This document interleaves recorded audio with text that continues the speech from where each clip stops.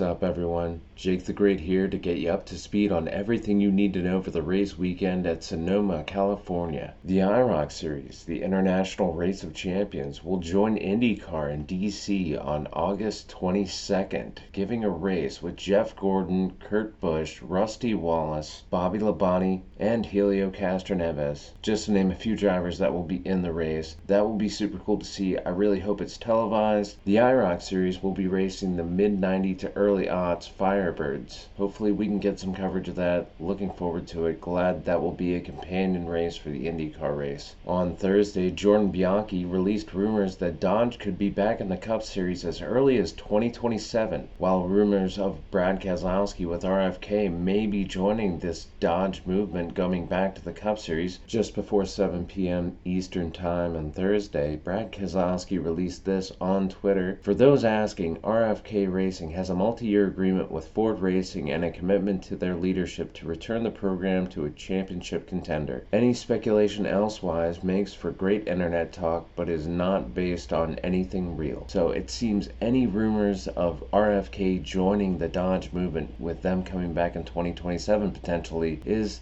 not going to happen. Any other teams that could move, Trackhouse might be open to it. Other teams like Hayek or Rick Ware Racing may be susceptible to swapping over. Nothing has been announced yet. No big rumors of other teams that could switch over. Collin currently fields the 16 of AJ Allmendinger and the 10 of Ty Dillon. They could add 2 more entries with the new manufacturer coming in, allowing up to 4 chartered entries for Dodge in the Cup Series. We'll see if Dodge even gets there in 2027. But it would be super cool to have 4 OEMs back in the sport for sure. Rocketman Ryan Newman returns to the Truck Series for North Wilkesboro. The 18-time Cup winner will enter in the Ram 25. That is the rotating seat of drivers. Had a lot of cool drivers in it, some respectable finishes. We'll see in a few weeks if Ryan Newman can pull off any more victories. He does have 1 victory in the Truck Series out of the 7 starts he has, so not a bad record. We'll see if he can pull anything off great, make that Ram look really good. And that takes us into the schedule for Sonoma this weekend.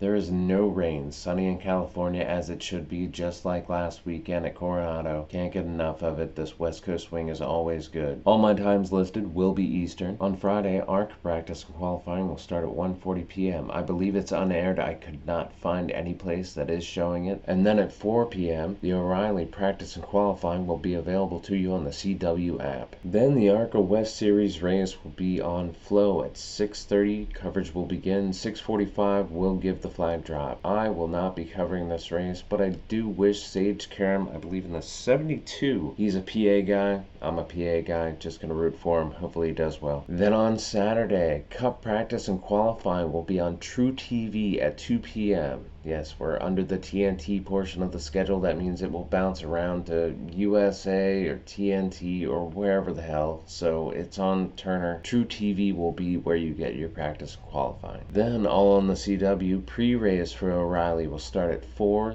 The race coverage will start at 5:30 and the green flag will drop at 5:40. Then on Sunday, Cup pre-race will start on TNT at 2:30. Then race coverage will begin at 3:30. The green flag will drop at 3:50 p.m. I'm not going to cover ARCA West this week. I don't have Flow. I'm not paying for it. Not enough of you guys watch the ARCA coverage for me to be invested in it at this point.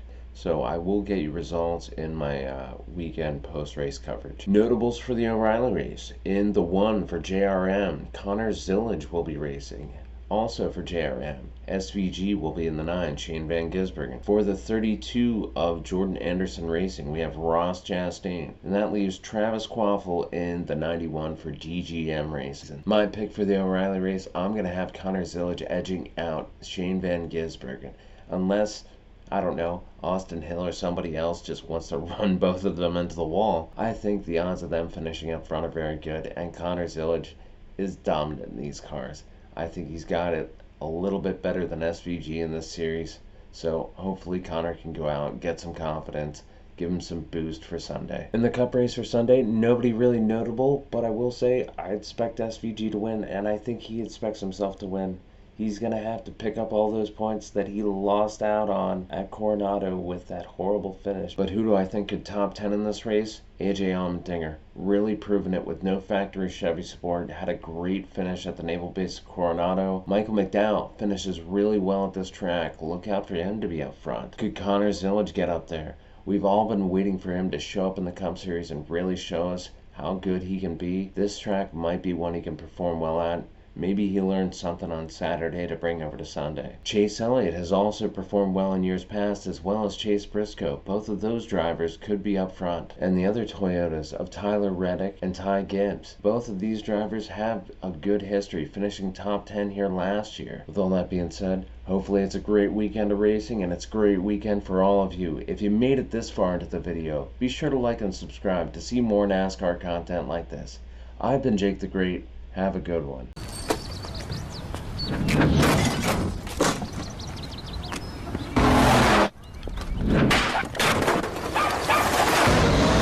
Honey, how about some nice fresh lemonade?